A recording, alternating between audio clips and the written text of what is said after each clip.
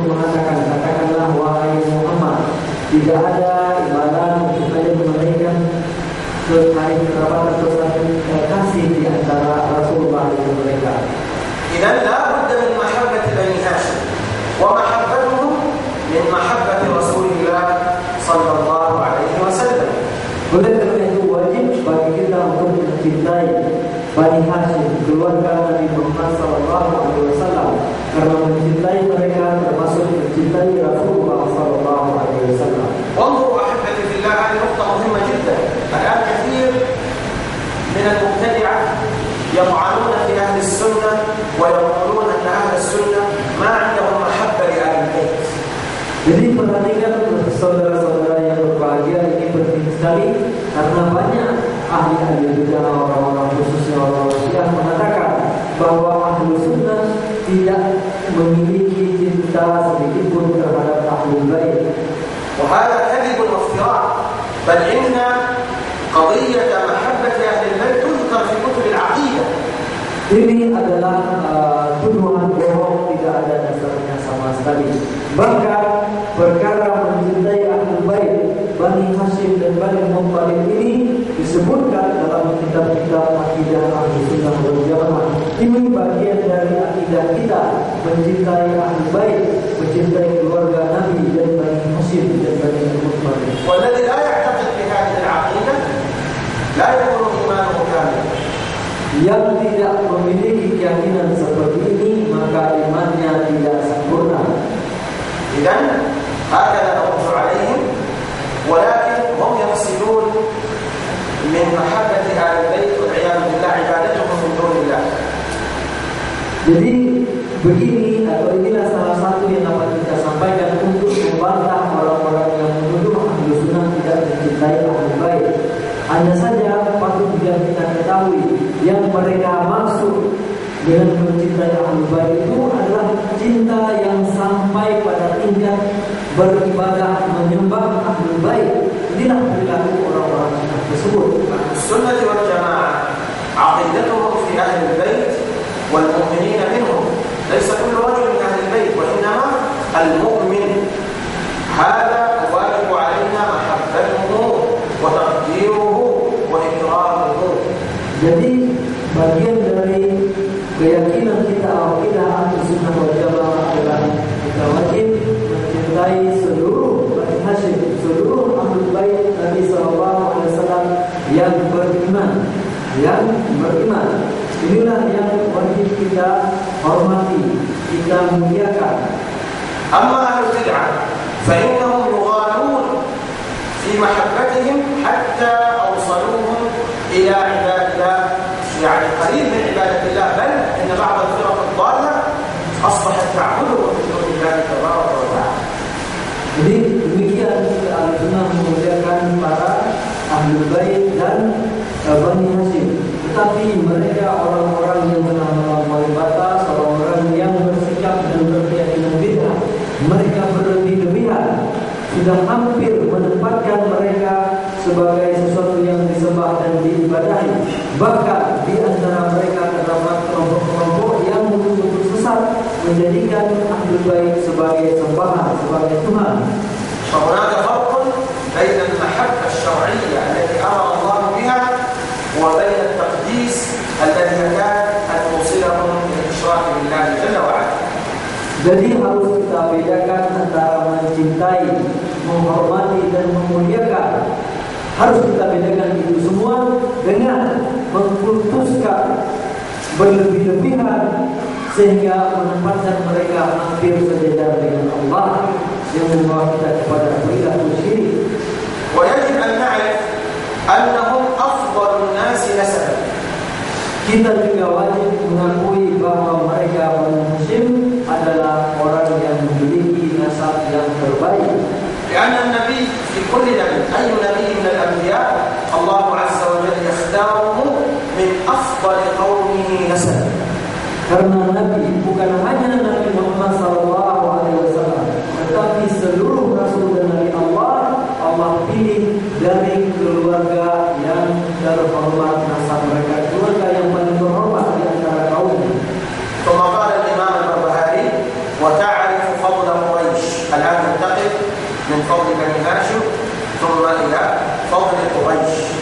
Kemudian berikutnya Imam Al-Barbahari mengatakan kewajiban kita juga untuk mengetahui dan mengakui keutamaan orang-orang Quraisy. وهذا الفضل لقريش لأن النبي صلى الله عليه وسلم منهم. Keutamaan yang didapatkan oleh orang-orang Quraisy ini karena Rasulullah sallallahu alaihi wasallam berasal dari mereka. وهذا التفضيل لبني هاشم ولقريش وللعرب هو تفضيل الجنس فقط، لا يفهم منهم العصبية الجاهلية والتفاخر، لا، إنما هو تفضيل لهذا الجنس. Kemudian yang harus kita garis bawahi juga bahwa kemuliaan yang mereka dapat dan kelebihan yang mereka dapatkan itu hanya kelebihan atau kemuliaan dari sisi jenis atau ras, tidak sampai kepada ta'assub yang harus kita bela mati-matian, tidak. Tapi kita akui bahwa ras mereka ini lebih baik daripada yang lain.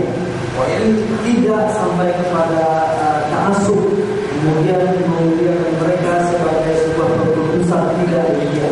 وإلا قد يكون رجل من العجم أفضل من كثير من العرب. Karena pada faktanya bisa jadi orang non-Arab, ya, orang-orang asing jauh lebih baik daripada orang-orang itu sendiri. لأن الفضل عند الله تبارك وتعالى هو بالتقوى. Karena kebaikan atau keutamaan yang sesungguhnya di sisi Allah hanyalah dengan ketakwaan. أعوذ بالله من الشيطان الرجيم. إن أكرمكم عند الله أتقاكم. هذا هو الفضل عند الله تبارك وتعالى بالتقوى. Jadi itulah kelebihan yang ada di sisi Allah, yaitu dengan ketakwaan kita, bukan dengan yang lain-lain. ولكن هذا الفضل كما قلنا الذي نذكره الآن هو فضل الجنس لكي نعرف للناس مقامهم وفضلهم. Jadi yang kelebihan yang kita sebutkan barusan ini berkenaan dengan ras mereka. Mereka lah yang lebih baik daripada orang-orang lain, tidak berkaitan dengan kedudukan mereka di sisi Allah Subhanahu wa taala. فإذا كان عندنا رجل مثلا هاشمي لكنه فاسق، وعندنا رجل أندونيسي لكنه صالح، من أفضل؟ Seandainya di antara kita ada seorang keturunan Bani Hashim, tapi dia fasik, ya, rupanya dosanya. Sementara ada satu lagi orang Indonesia yang soleh bertakwa. Mana yang lebih baik di antara mereka berdua? Mana afdal? إذن الفضل فضل الجنس بدون الدين لا يساوي شيئا. Jadi kelebihan ras yang tidak diikuti dengan kelebihan dalam masalah agama ini tak ada nilainya sama sekali. انظروا أبو لهب، انظروا إلى أبي لهب. أبو لهب من هو؟ هو عم رسول الله صلى الله عليه وسلم. Ya, contohnya saja Abu Lahab. Abu Lahab adalah paman Rasulullah, saudara ayah Rasulullah sallallahu alaihi wasallam. أبو لهب ابن عبد المطلب ابن هاشم. Abu Lahab bin Abdul Muttalib bin Hashim. طيب ما اسمه الحقيقي؟ Siapa nama yang sebenarnya dari Abu Lahab? ولماذا سمي بأبي لهب؟ Dan mengapa dinamakan Abu Lahab? لماذا سمي؟ أول ما معنى أبو لهب هو النار. Lahab itu apa artinya? Lahab. Ya. نعم، لكن لماذا سمي بأبي لهب؟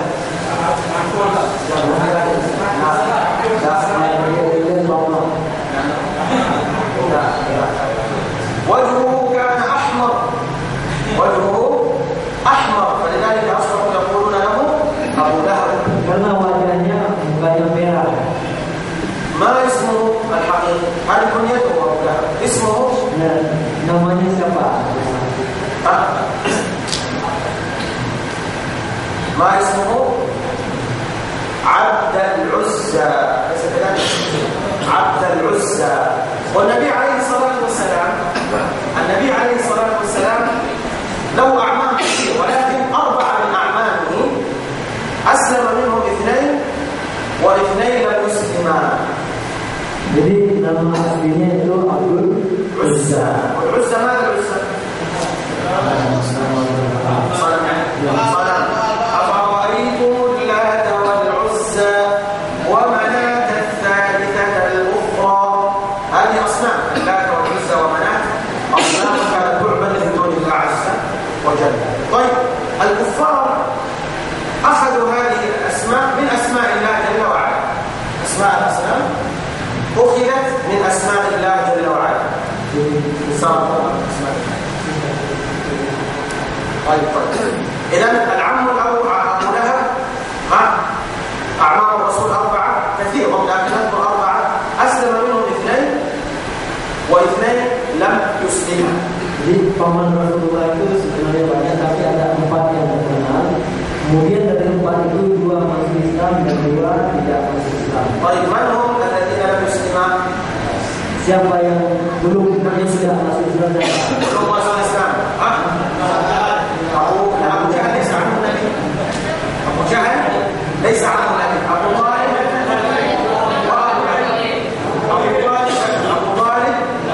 وأبو لهب. وأبو طالب ما اسمه؟ Abu Talib siapa namanya? قلنا أبو لهب عبد العزى، وأبو طالب أبو طالب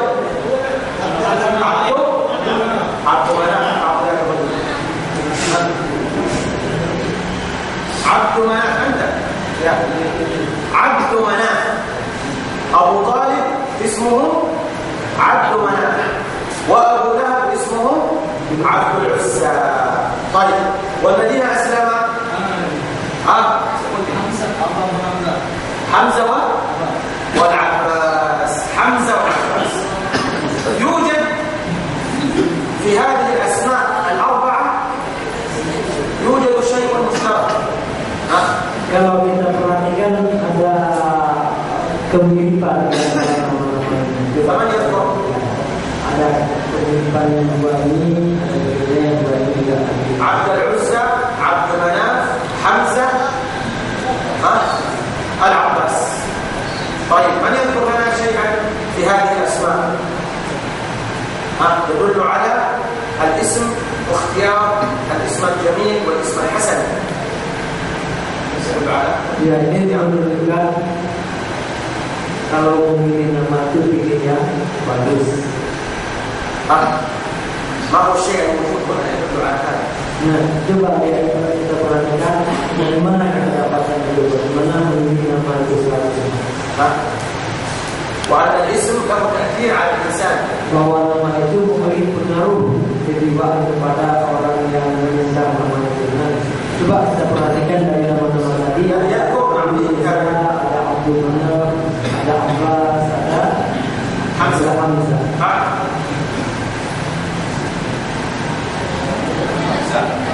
Pertanyaannya kan, kalau memberi nama itu berilah nama yang bagus, karena nama bagus itu akan memberi pengaruh yang bagus juga. Pelajaran ini dapat kita lihat dari keempat nama tadi. Nah, bagaimana kita bisa menyimpulkan dari nama-nama yang empat tadi kalau memberi nama itu sebaiknya yang bagus-bagus? Baik. Nah,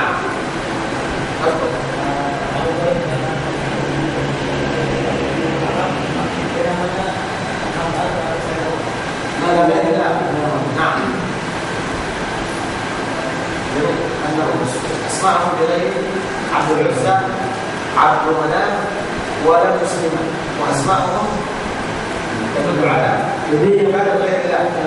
Dua pertama ini Abdul Uzza kemudian Abdul Manaf, ini penampakannya bukan kepada Allah, kan berbau diri namanya, dan ternyata memang tidak masuk Islam. فالذين اسمهم عبد العزى وعبد مناف لم يسلما، والذي اسمه حمزة واسمه العباس دخل في الإسلام. هذا يدل على أن الاسم له تأثير. الإنسان يختار لابنه ولبنته bagus nama ولا ما bagus؟ nama yang bagus.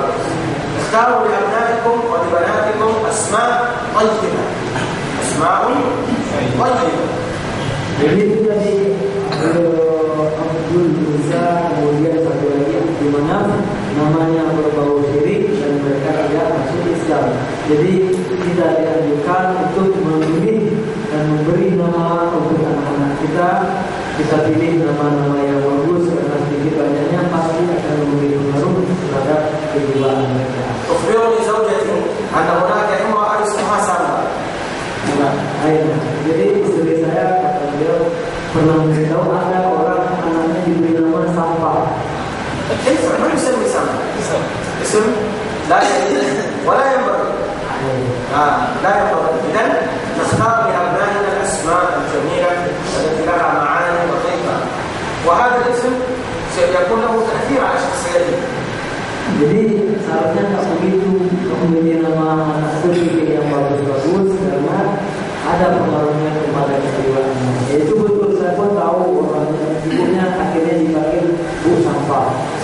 Jadi anak sini harus diberikan kasih terhadap Sampah. Anak pertamanya terdapat Sampah, kemudian anak berikutnya itu namanya pakai bahasa Jawa buat mengajarkan sampah itu, tapi bahasa Jawa. وانظروا إلى حمزة رضي الله عنه وأرضاه، هذا الاسم الجميل. وتعرفون ما معنى حمزة؟ Coba kita lihat misalnya nama Hamzah sama Nabi, namanya bagus. Tahukah kita semua apa arti Hamzah itu? ما معنى حمزة؟ Apa maknanya? هنا ما معنى حمزة؟ لا تدري. لماذا لا تدري؟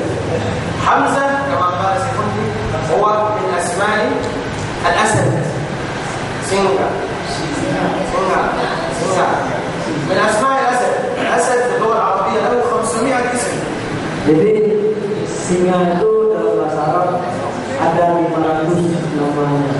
Pokoknya ada 500 kata artinya sama, semuanya adalah singa. Salah satunya adalah Hamzah.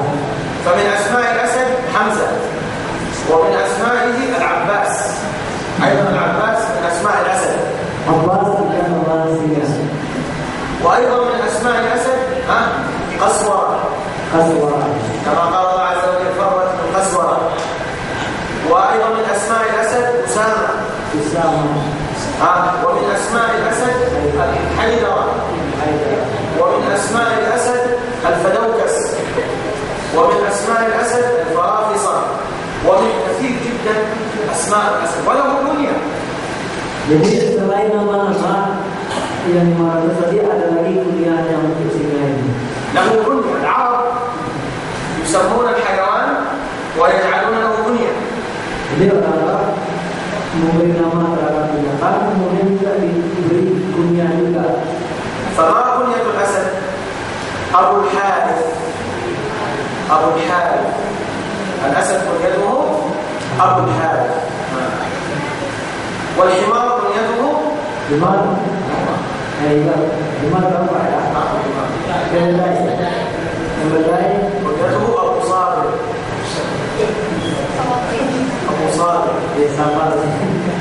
وهكذا يسمون الحيوان ويقولون له كنية. وهذه من لغة العرب. هذه من لغة العرب تجدونها في كتب اللغة وكتب الأدب. هذه مذكورة.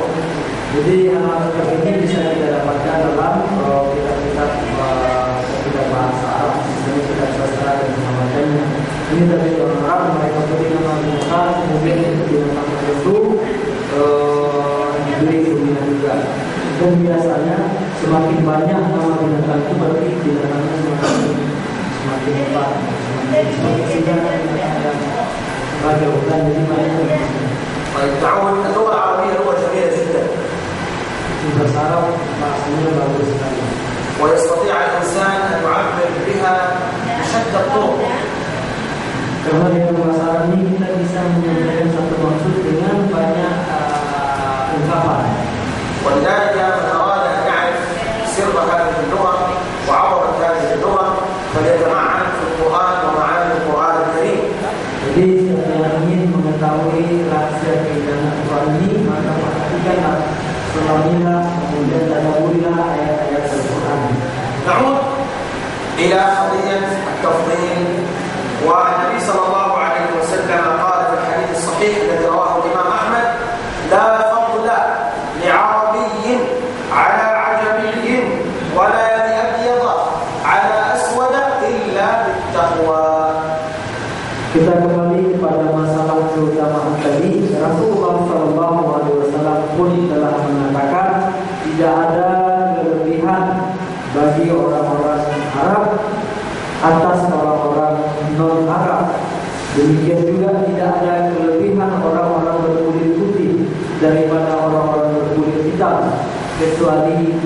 akan ketakwaan. والإسلام هو الدين الوحيد الذي لا يميز بين الناس. Islamlah satu-satunya agama yang tidak membeda-bedakan antar manusia, yang tidak membeda-bedakan ras. والنبي عليه الصلاة والسلام كان دائما يؤكد هذا الأمر. Dan Rasulullah sering sekali menegaskan masalah ini. ويقول الناس سواسية كأسنان المشط. Rasulullah juga pernah mengatakan manusia itu sama seperti gigi sisir.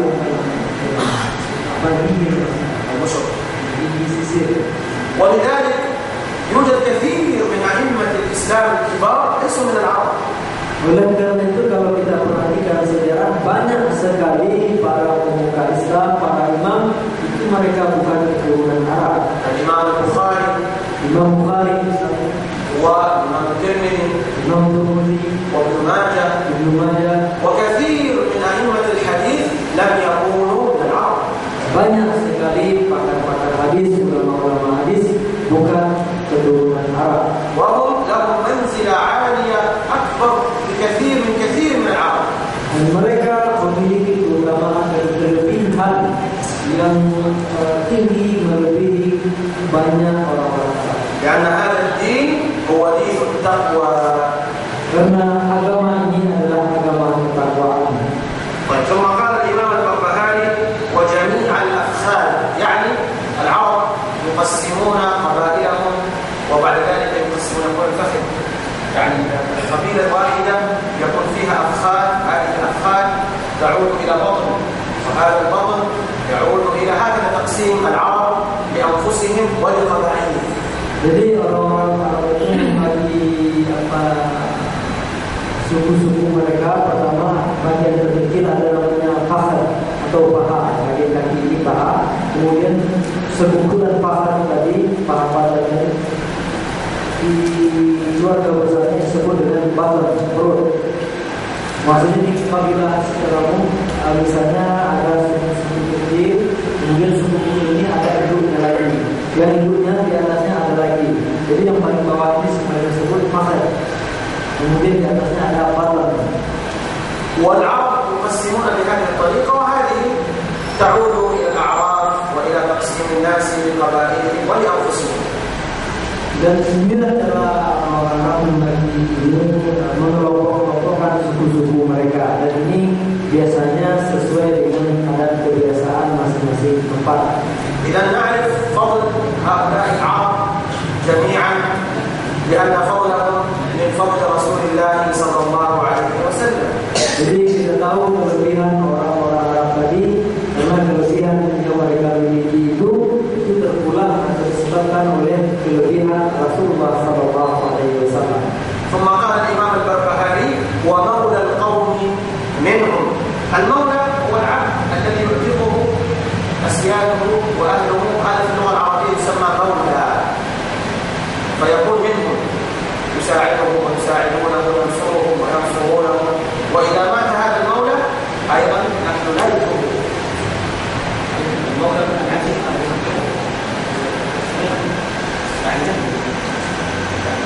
يسمى نقول مثلا فلان قرشي مولاه، هو ليس قرشي، قد يكون حبشي، قد يكون، لكن من يقول عنه فلان قرشي وهو في الحقيقة ليس قرشي، لكن هذا نقول عنه مولى القوم منهم له ما عليه. يعني إذا أعتقوا العرب لا عندهم عبد وأعتقوه فإن هذا العبد أصبح حرا، ولكنه يكون مولى لهؤلاء القوم ينصرهم ويساعدهم وينصرونه ويساعدونه. Kemudian itu pun sampai orang-orang yang dimerdekakan oleh orang-orang Quraisy dikatakan maula kaum minhum, orang-orang yang mereka merdekakan, maka itu seolah-olah sudah menjadi bagian dari mereka. Sudah menjadi bagian dari mereka tolong dan bantu dan segala macamnya. Kemudian kalau para maula itu meninggal, mereka pun mewarisi para maula budak-budak yang telah dimerdekakan. Seandainya para budak itu tidak memiliki ahli waris yang lain.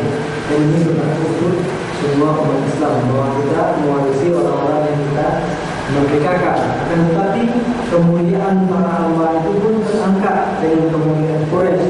Dan kemuliaan Quraisy itu didapatkan dari Rasulullah SAW. ثم قال الإمام البربهاري وتعرف لسائر الناس حقهم في الإسلام. الآن نتكلم على حق كل مسلم وكل مسلمة. Kemudian berikutnya setelah berbicara tentang hak-hak Bani Hashim, kemudian hak-hak orang Quraisy secara umum, Imam Al-Barbahari menjelaskan hak manusia atau hak kaum muslim secara umum. وكل مسلم كما قلنا له حق. الله جل وعلا قال إنما المؤمنون إخوة. Jadi setiap muslim itu memiliki hak-hak tertentu pula, sebagaimana yang dikatakan oleh Allah, sesungguhnya orang-orang mukmin itu mereka saling bersaudara. وقال النبي صلى الله عليه وسلم في الحديث المتفق عليه المؤمن للمؤمن كالبنيان يشد بعضه بعضا. Dan Rasulullah pun dalam hadisnya yang sudah kita ketahui bersama muttafaq alaihi mengatakan bahwa muslim sesama muslim itu seperti sebuah bangunan satu sama lain saling menguatkan. وشبك بين أصابعه. Kemudian Rasulullah menggabungkan jari-jarinya seperti ini. وأيضا قال عليه الصلاة والسلام في الحديث المتفق عليه مثل المؤمنين في توادهم وتراحمهم وتعاطفهم مثل الجسد الواحد إذا اشتكى منه عضو تداعى له سائر الجسد بالسهر والحمى. Kemudian Rasulullah dalam hadis lain juga mengatakan bahwa umat Islam atau orang-orang mukmin itu dalam kasih sayang kemudian saling cinta di antara mereka itu seperti satu tubuh. Jika satu bagian merasa sakit atau ditimpa rasa sakit, maka bagian-bagian tubuh yang lain pun ikut bergadang dan ikut pula menanggung rasa demam yang ditimbulkan oleh sakit tadi. هل إذا كنت كان ساكتا هل ممكن أن تنام؟ إذا كان الدين ساكتا هل ممكن أن تنام؟ لا تنام طوال الليل وأنت لا تنام بسبب ألم في أسنانك.